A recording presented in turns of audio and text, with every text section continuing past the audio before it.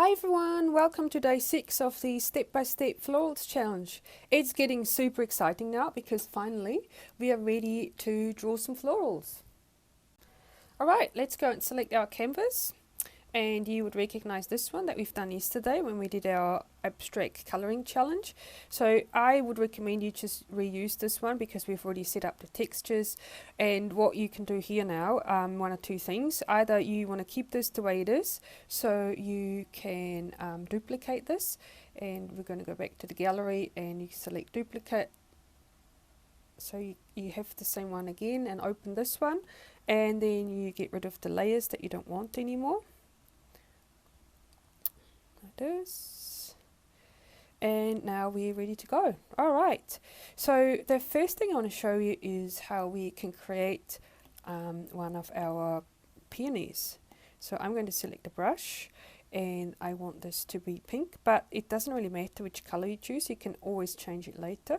And so this slider here, you can see a little preview of how big it's going to be, and let's make this one quite big so you can see it. And all you do is just tap it, and wow, look, we've got the flower already. Isn't that amazing? So easy and quick.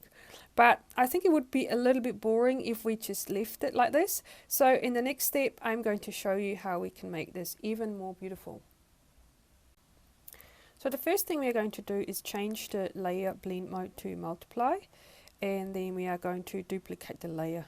And now you can see instantly the color of the flower becomes a lot more intense.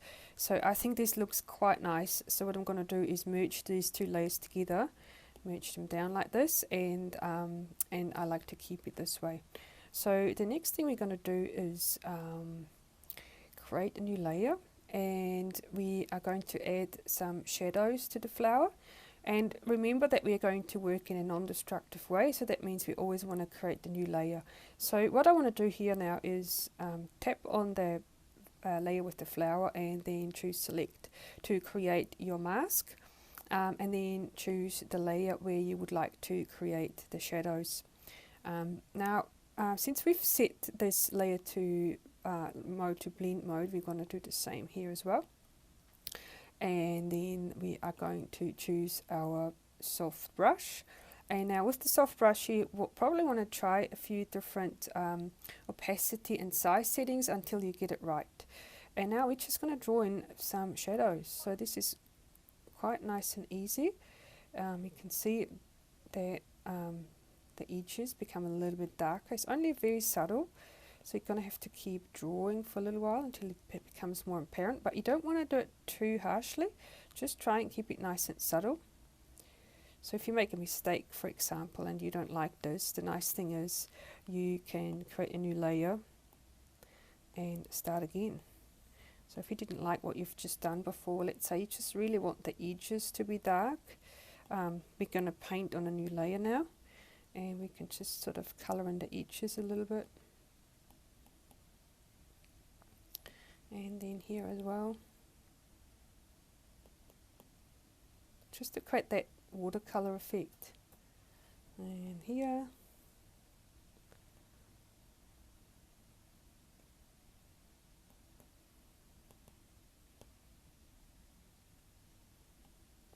and there may be a little bit at the top as well, just to nicely frame it.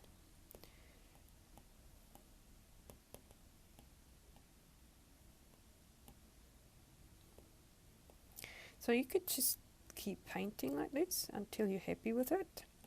And then just to make it a little bit more interesting, we're going to add some highlights as well. And the highlights you're actually going to have to paint directly on your original layer. So if you don't want to lose this layer, again, we are going to duplicate it. And now you can see it's multiplied it again, so it's too dark, so we're going to turn the visibility of this layer off. But we're just going to do those so we can keep it in case we make a mistake with this one. And now I'm going to, you can do this in one or two ways actually. You can either use the eraser tool, or you can paint with white over the top. I'm going to choose the eraser tool, and I'm going to choose the soft brush. And this one you want to decrease the opacity quite a lot, so it's not going to be too harsh, because we just want some sort of small tiny little highlights. Nothing harsh, just a little bit to make it a bit more interesting and to create a little bit more of this watercolor effect. You can see here I'm painting very lightly. I'm hardly putting any pressure on my pencil, just to create some subtle little highlights like this. So now I'm pretty happy with this, and now let's paint some little yellow dots here as well. So I'm creating a new layer again, and I'm choosing the yellow color, change my blend mode to multiply, and now I'm going to use the flat marker brush, and you can see this is huge out of the box, so I'm going to just make it a little bit smaller and maybe increase the opacity a little bit. So now I'm just going to draw in some of these, I don't actually know how you call these.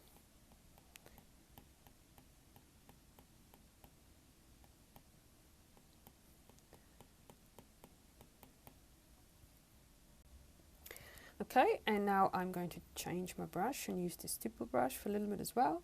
And make sure you adjust your size here and create a new layer, change blend mode, and then you can paint some little dots like this.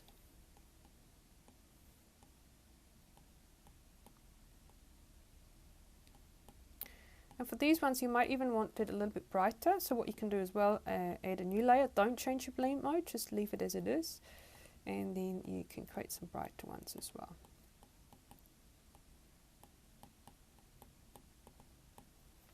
Right, so we've got our first flower. So now what we want to do with this is, so we can reuse it later, we're going to group everything together. So you select your layer and then all other layers, you group them together and create a group, and we're going to rename the group and call it Peony, like this. And now we are going to draw some leaves as well. So I'm going to move my peony. So see, because we've grouped it, now what we can do is grab it and just move it around, maybe put it to the side like this. And then don't forget to create some new layers for your leaves. So now we're going to go back to our florals, and let's choose the 5 leaves. And we can start out with green and make it a little bit bigger and draw some leaves like this. And again, change the blend mode to multiply and duplicate the layer. So with this one, we might want to duplicate it twice. This is quite light. Yep, I kind of like this. And again, we'll group it and flatten it. Oops. And flatten it. So now we have got one layer, and we can move this around.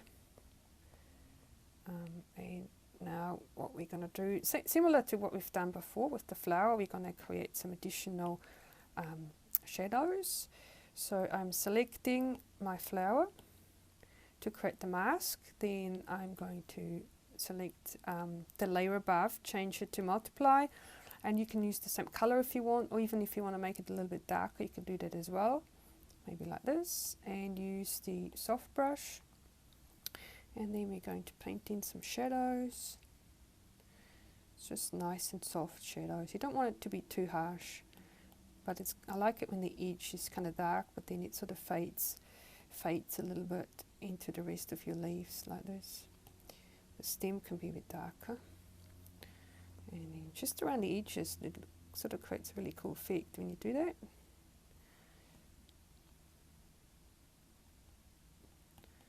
Just lightly create a little bit of a fade. So this is a little bit trial and error. You need to just try it out, and also make sure you don't press too hard down with the pencil. But the nice thing is, if you make a mistake, if you don't like it, all you have to do is create a new layer, turn this one off, and start again.